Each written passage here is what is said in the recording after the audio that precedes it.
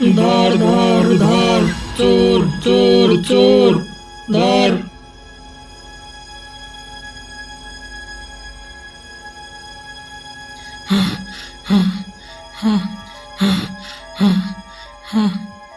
রাম রাম রাম, আর একটুখানি হইলেই তো দয়রা খাইয়া যাইতাম। কিন্তু আমি এখন কি করি, কোন দিকে যাই? এই পুটলি খান লইয়াই বা কি করুম? হ, আমি না হয় একখান কাম করি, এই পুটলা খান রে এই গাছের মধ্যে লুকাইয়া রেখে যাই। এই বলে চোরটি তখন চুরি করা পুটলিটি ওই গাছের মধ্যে লুকিয়ে কোনো মতে দৌড়ে পালিয়ে নিজের জীবন বাঁচায়।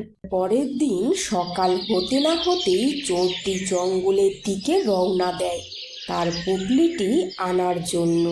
আমার পুটলিটারে তাড়াতাড়ি লইয়া আসি, নাইলে আবার কখন কি হয় কে জানে। এই জঙ্গলে হুদাই বিপদ আর বিপদ।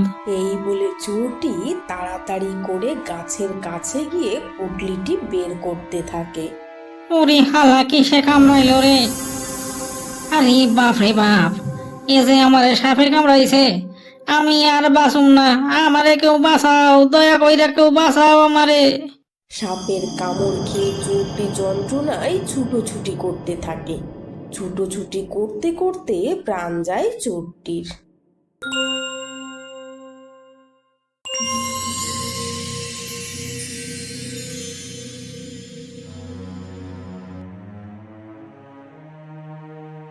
আমাকে ক্ষমা করবেন মহারাজ। রাজকুমারের এ অসুখ যে কোনো সাধারণ অসুখ নয়। আমি সব রকম ঔষধ পরীক্ষা করে দেখেছি মহারাজ, কিছুতেই কোনো কাজ হচ্ছে না। বদ্যিমশাই, তাহলে আমাদের রাজকুমার কি কোনোদিনও সুস্থ হবে না? মনের জোর রাখুন রানীমা, ভগবান যদি চায় তবে অবশ্যই সুস্থ হবেন আমাদের রাজকুমার।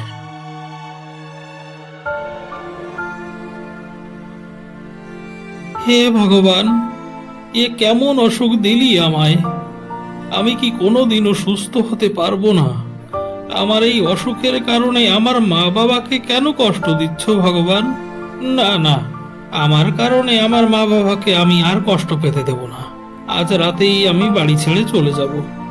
যখনই রাত্রি গভীর হয়ে আসে তখনই রাজকুমার চুপি সারে মহল ছেড়ে বেরিয়ে পড়ে আর চলতে চলতে গিয়ে পৌঁছায় এক অচিন গায়ে।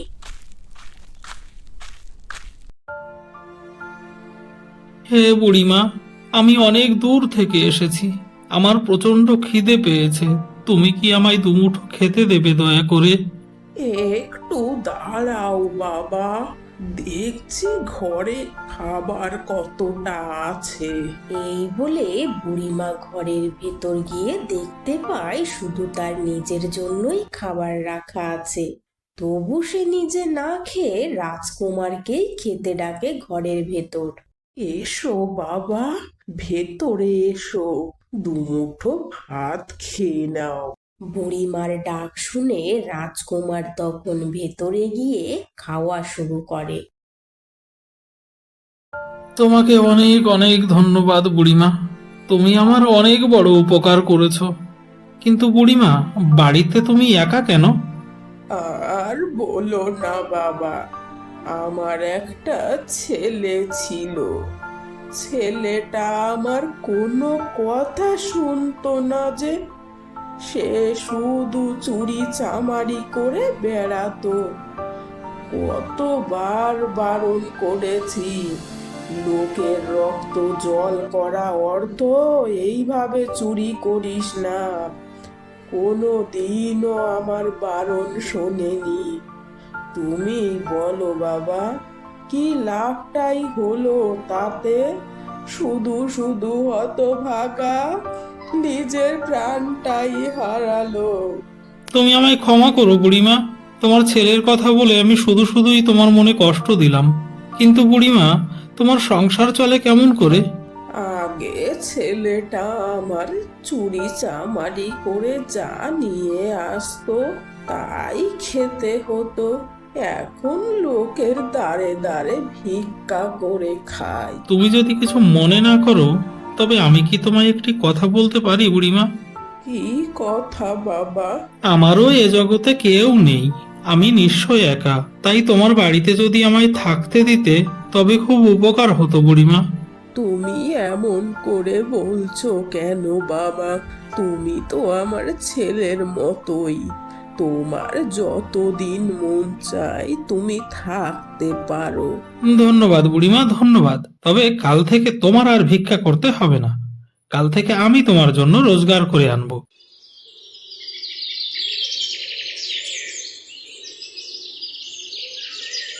পরের দিন সকালবেলায় রাজকুমার কোঠায় নিয়ে বেরিয়ে পড়ে কাঠ কাটবার উদ্দেশ্যে। আর চলতে চলতে গিয়ে পৌঁছায় এক জঙ্গলে। সেখানে গিয়ে কাঠ কাটতে থাকে।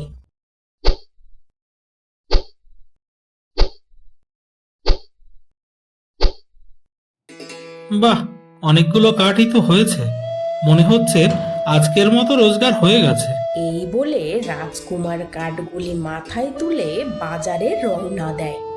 বাজারে কাঠগুলি বিক্রি করে খুশি মনে বাড়ি ফিরে আসে। এই নাও বুড়িমা, আমার প্রথম রোজগার। এই টাকা দিয়ে আমাদের 2-3 দিন ভালোভাবে কেটে যাবে। শোনো শোনো শোনো, আগামীকাল সকল গ্রামবাসী রাজদরবারে উপস্থিত থাকিবে। কাল রাজামশাই রাজ্যবাসীর ভালো মন্দ বিচার করিবেন। যাকে রাজামশাইয়ের মনে ধরবে তাকে রাজামশাই নিমন্ত্রণ করে খাওয়াবেন। পরের দিন অনেক রাজা মহারাজা এবং রাজ্যবাসীরা এসে হাজির হয়। আর রাজার 2 কন্যাও ছিল সেখানে। একজনের নাম পদ্মমতী, আরেকজনের নাম মধুমতী। পদ্মমতী সবসময় রাজাকে খুশি করার জন্য মহারাজের সুনাম করতে পছন্দ করত, আর মধুমতী সত্যি কথা বলতে পছন্দ করত। আর রাজা ছিল স্বার্থপর স্বভাবের। রাজা মনে করতেন রাজা যা করবে সেটাই ঠিক। পিতা আপনার জয় হোক। আপনি কত ভালো মনের মানুষ। আপনি আজ সব রাজ্যবাসীদের ডেকেছেন তাদের ভালো মন্দ জানার জন্য। আর আপনার দয়ায় আজ কোনো এক গরিবের পেটে অন্ন যাবে। পিতা আপনার কল্যাণ হোক। পিতা, আমি আপনার কন্যা হয়ে কোনোদিনও চাইব না আপনার ক্ষতি হোক। আজ আপনি সমস্ত রাজ্যবাসীকে এখানে ডেকেছেন তাদের ভালো মন্দ জানার জন্য। কিন্তু পিতা, সমস্ত রাজ্যবাসীর মধ্যে শুধু কেন একজনের পেটে অন্ন যাবে? আপনি তো এই রাজ্যের সকল রাজ্যবাসীর পিতা সম। আর তাছাড়া সবাই আপনাকে কর দেয়, তাহলে সবাই কেন ভোজনের সুযোগ পাবে না? মধুমতির কথা শুনে রাজামশাই ভীষণ রেগে যায়। তোমার এত বড় সাহস! তুমি আমার কন্যা হয়ে তুমি আমারই বদনাম করছো। যে কন্যা নিজের পিতার বদনাম করে সে কখনো আমার কন্যা হতে পারে না। মন্ত্রী মশাই, এই মেয়েকে এক্ষুনি রাজ্য থেকে বিতাড়িত করা হোক। রাজকুমার এইসব দেখে মনে মনে মধুমতির জন্য দুঃখ পায়। তৎক্ষণাৎ 2জন সিপাহী রাজকুমারীকে জঙ্গলের দিকে নিয়ে যায়। আর রাজকুমারও তাদের পেছন পেছন যেতে থাকে। আরে রামচরণ ভাই, রাজকুমারীকে এখানেই না হয় ছেড়ে দাও। আমাদের এর থেকে আগে যাওয়াটা ঠিক উচিত হবে না। হ্যাঁ ভাই, তুমি ঠিকই বলেছ। এর থেকে আগে যাওয়াটা আর ঠিক হবে না বই কি। এই বলে সিপাহীরা রাজকুমারীকে ওইখানেই রেখে চলে যায়। হে ভগবান, আমি এখন কি করি? এই জঙ্গল যে খুবই ভয়ানক। আমি এখানে একা একা কি করে থাকবো? রাজকুমারী, তুমি চিন্তা করো না, আমি তোমার পাশেই আছি। কিন্তু তুমি কে? আমি যে তোমাকে চিনতে পারলাম না। আমি এ রাজ্যেই থাকি, আমার নাম বীর প্রতাপ। আজ তোমার সঙ্গে যে অন্যায়টা হয়েছে আমি সেটা নিজের চোখে দেখেছি রাজকুমারী। তুমি খুবই সৎ, তুমি সব ন্যায্য কথাই বলেছিলে সেখানে। কিন্তু বীরপ্রতাপ, এই জঙ্গল যে ভয়ানক, এখানে আমি থাকবো কেমন করে? তুমি চিন্তা করো না রাজকুমারী, কাছেই আমার বাড়ি, তুমি আমার সঙ্গে যেতে পারো। রাজকুমারের কথা শুনে রাজকুমারী মনে সাহস পায়। আর রাজকুমারের সঙ্গেই যেতে থাকে। বুড়িমা, এই দেখো আমি কাকে নিয়ে এসেছি। এ কি করেছিস বাবা? তুই রাজকুমারীকে কেন নিয়ে আসলি? আজ থেকে উনি আমাদের সঙ্গেই থাকবে বুড়িমা। না না বাবা, এমন কথা মুখেও আনিস নে তুই। ওই দুষ্টু রাজা সবাইকে জানে মেরে ফেলবে। তুই ওকে যেখান থেকে নিয়ে এসেছিস ওখানেই রেখে আয়। কিন্তু বুড়িমা, ও যে আমাকে বিশ্বাস করে আমার সাথে এসেছে, আমি কি করে ওকে ছেড়ে আসি বলো? তুই বোঝার চেষ্টা কর বাবা। আমি যদি রাজকুমারীকে থাকতে দেই তবে ওই রাজা তোকেও জানে মেরে ফেলবে। তাহলে এখন আমার কি করা উচিত বুড়িমা? আমি যে রাজকুমারীকেও ছাড়তে পারবো না, আমি যে ওকে কথা দিয়েছি। তোরা এখান থেকে দূরে কোথাও চলে যা বাবা, তাতে সবারই মঙ্গল। কিন্তু বুড়িমা, আমি যদি চলে যাই তবে তুমি এই বয়সে কি করে বাঁচবে? তোর আমার জন্য ভাবতে হবে না, আমার ঠিকই কোনো না কোনো ভাবে চলে যাবে। তোরা আগে নিজের জীবন বাঁচা। বুড়িমার কথা শুনে রাজকুমার তখনই বাড়ি ছেড়ে বেরিয়ে পড়ে। আর রাজকুমারী ও রাজকুমারের সততা ও সাহস দেখে রাজকুমারকে ভালোবেসে ফেলে। তুমি খুবই ভালো মানুষ বীরপ্রতাপ, কিন্তু আমার কারণে তোমার বাড়ি ছাড়া উচিত হয়নি। আমি তোমাকে মিথ্যে বলবো না রাজকুমারী, ওটা আমার নিজের বাড়ি ছিল না। ওই বাড়ি যদি তোমার নিজের বাড়ি নাই হবে, তবে তোমার নিজের বাড়ি কোথায়? আর তোমার আসল পরিচয়ই বা কি? আমি রতনগড়ের রাজা বীরসেনের পুত্র বীরপ্রতাপ। রাজকুমার তখন রাজকুমারীকে সব কথা খুলে বলে।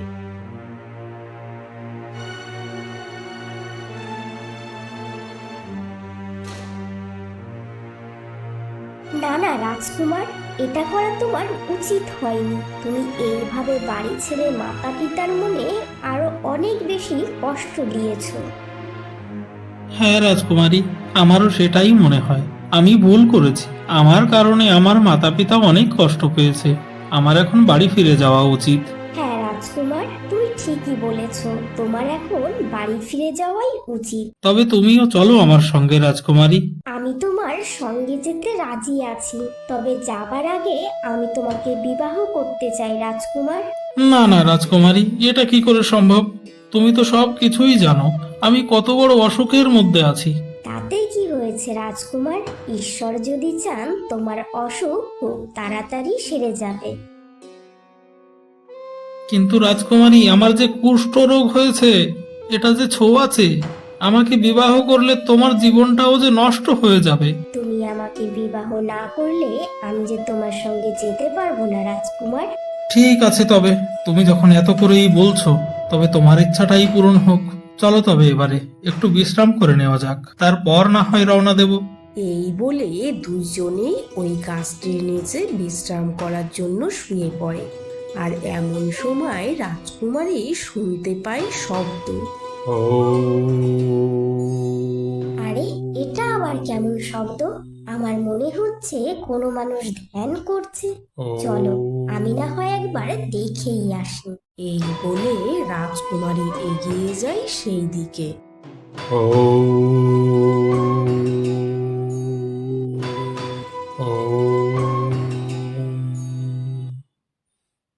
প্রণাম নেবেন বাবা। কে তুই মা? আর তুই এই জঙ্গলের মধ্যেই বা কি করছিস?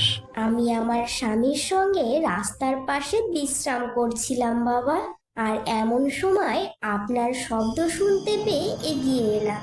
তা কি চাই তোর? কেন এসেছিস আমার কাছে?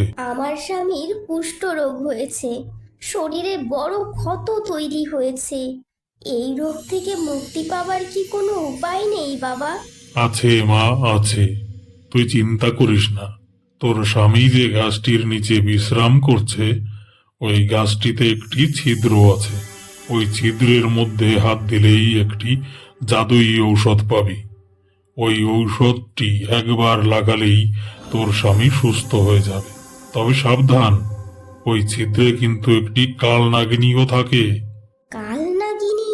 তাহলে কি ওই ঔষধটি নেবার কোনো উপায় নেই বাবা? উপায় উপায় মাত্র একটাই, ওই কাল নাগিনীকে হত্যা করা।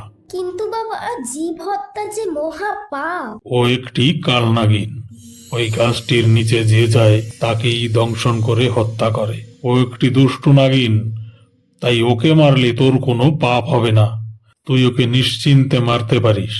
ঋষিমুনির কথা মতো রাজকুমারী ওই গাছটির কাছে যায় যেখানে তার স্বামী বিশ্রাম করছে, আর গিয়েই দেখতে পায় ওই দুষ্টু সাপটি রাজকুমারকে ছোবল দেবার জন্য তৈরি হয়ে আছে। আরে এ কি? এই সাপটি তো মনে হচ্ছে এক্ষুনি রাজকুমারকে ছোবল মারবে। এই বলে রাজকুমারী ওইখানেই পড়ে থাকা একটি লাঠি ছুঁড়ে মারে সাপটির উপর, আর ওই আঘাতেই সাপটি মারা যায়। তখন রাজকুমারী তাড়াতাড়ি জাদুই ঔষধটি বের করে রাজকুমারের ক্ষত জায়গায় লাগিয়ে দেয়। ঔষধটি লাগিয়ে দেওয়া মাত্রই রাজকুমার একদম সুস্থ হয়ে যায়। আরে রাজকুমারী, তুমি এ কি করলে আমায়? আমি যে একদম সুস্থ হয়ে গেছি, আমার শরীরের সব যন্ত্রণা যে একেবারেই দূর হয়ে গেল। আমি কিছুই করিনি রাজকুমার, সবই ওই পরমাত্মার কৃপা। এরপর খুশি মনে রাজকুমার বাড়ি চলে যায় আর ধুমধাম করে বিবাহ করে রাজকুমারীকে।